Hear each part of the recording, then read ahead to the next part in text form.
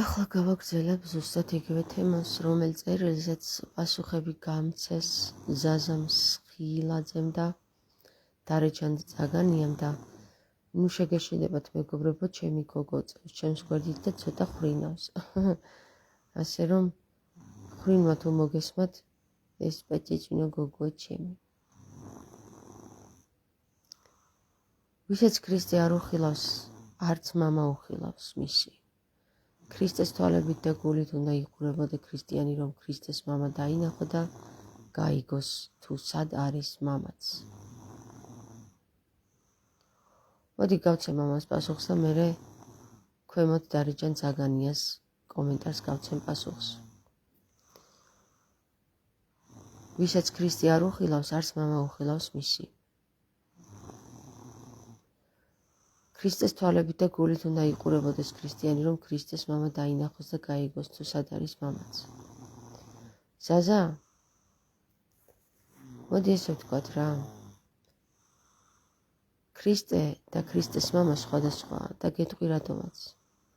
როდესაც ქრისტე ლოცულობს სისხლის ცრემლებით და ევედრება მამამის, რომ იქნება ამაცილო ეს სასმისი. ვის ევედრება თავის თავს? ანუ გაორება სჭირს ქრისტეს, რომ თან მამას ევედრება, თუ თვითონ არის მამა, ევედრება, რომ მოდი ამაცილე რა ეს სასმისი და საბოლოოდ მაინც ნება შენი იყოს, მაგრამ და მამამისი ადგება და მაინც მიათხლიშავს ამ უვიც ხალხს, მის სისხლს, ხო? აი ეს გაორება, სანამ არ მოეშვება ამ კაცობრიობას, მანამდე ამ დიდ ილუზიაში იცხოვრებს, რომ ქრისტეს მამა არის ქრისტეც. ქრისტე არის ადამიანი და აი გავაგრძელებთ ახლა ზუსტად ადამიანური ენით გვესაუბრება ჩვენ, ხომ? და თუ კი ქრისტე ადამიანური ენით გვესაუბრება ჩვენ და გვეუბნება იცხოვრეთ ახლა და ამ წამს და ნუ გადადებთ და ნუ იცხოვრეთ მომავალში, მაშინ ეს ისევ და ისევ თავის სიტყვებს ეწინააღმდეგება, რომელსაც გვიტოვებს, რომ ამა ქვეყნისა ცხოვრების გემო არაფერია. ჩვენ სასუფევლისთვის უნდა ვიცხოვროთ და იმისთვის, რასაც გვიმზადებს ჩვენი მამა ზეცად.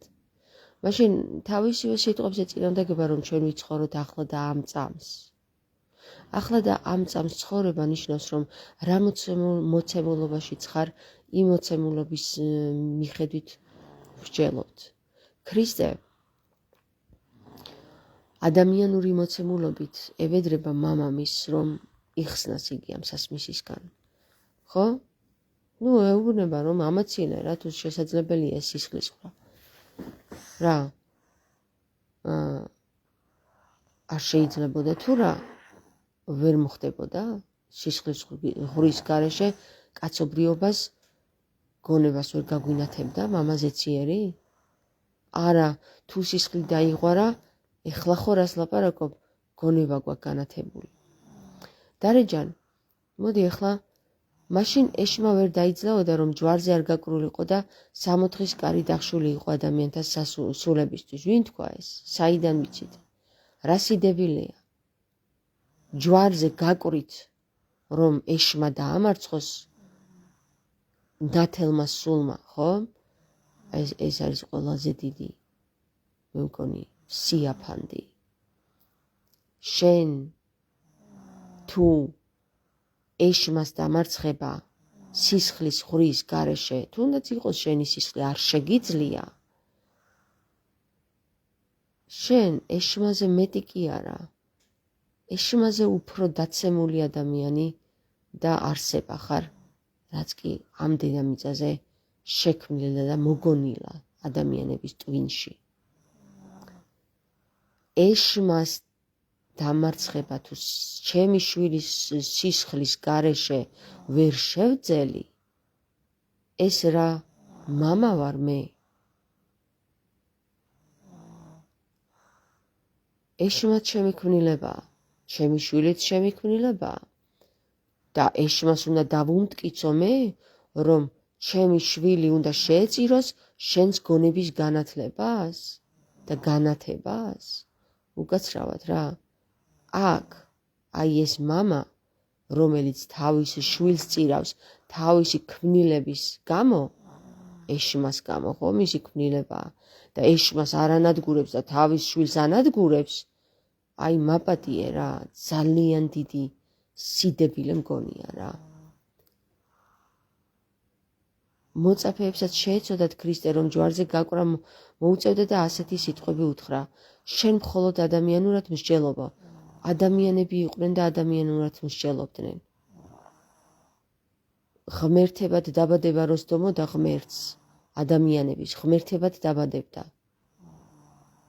როგორებიც იყვნენ ისე მსჯელობდნენ, მათ მეტი არ მოეთხოვებოდათ. და კი არ შეეცოდათ ქრისტე, ვერ გაიგეს საერთოდ რა ხდებოდა. რა მამაა ესეთი, რომ შვილს ჯვარზე უშვებს. მოდი გეტყვი რა, თუ ღმერთი ადამიანებთან ადამიანური ენით საუბრობს, მაშინ ღმერთობას ნუღას სთხოვს და თუ ღმერთი ადამიანებს ქმნის ღმერთებად, მაშინ ღმერთის ენაზე ესაუბროს და ადამიანებად ნუღარ მოიხსენიებს. თან ადამიანები არიან, თან ღმერთები არიან, თან სისხლი უნდა შეწირონ და თან კიდე უნდა გაიგონ ის, რა არის სინათლე. ბიჭო, შენ თუ შენ შვილს წირავ და ჯვარზე აკყავს და სხვანაირად ვერ აგვარებს საკითხს, ხო? სხვანაირად ვერ ამარცხებ ამ დედამიწაზე ბოროტს და ვერ შემოგაქ რაიმე სახის ახალი ცნობიერება, მაშინ შენ ეშმაზე უფრო დაცემული ხარ სისხლის ღვრით, სისხლის ღვრა როგორ შეიძლება დამარცხდეს, ხო? ამას მერე მიხვდა, სატანა არაფერსაც არ მიხვდა და ვერაფერიც ვერ მიხვდა.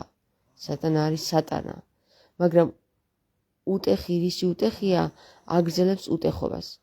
მოიცე რა, მოიცე დარეჯან, ერთი წუთით რა. თან შვილი შევწირო იმისთვის, რომ სატანა დავამარცხო და თან ვერ დავამარცხო სატანა, აი კარგი რა, მაშინ უკაცრავად რა, რაღაცა უცნაურობასთან გვაქვს საქმე აქ. და ადამიანთა გონების დაპარაზიტებას თუ ჩემი შვილი უნდა შეეწიროს, მე რისი მამა ვარ? აი რისი მამა ვარ რა, შვილის სისხლის მსმელი მამა ვარ, ესე გამოდის, ხო? რომ ჩემივე ქმნილებებს, ჩემივე შვილი შევწირო. ჩემივე ქმნილებებს, რომლებიც კონტროლიდან არიან გამოსული. და რომელსაც ვერაფერს ვერ ვშველი, გარდა იმისა, რომ მოვიგონე, მოდი ეხლა დავიბადები, ადამიანებს დაველაპარაკები, იქნებ ესე მაინც გაიგონ და მე თან შევეწირები.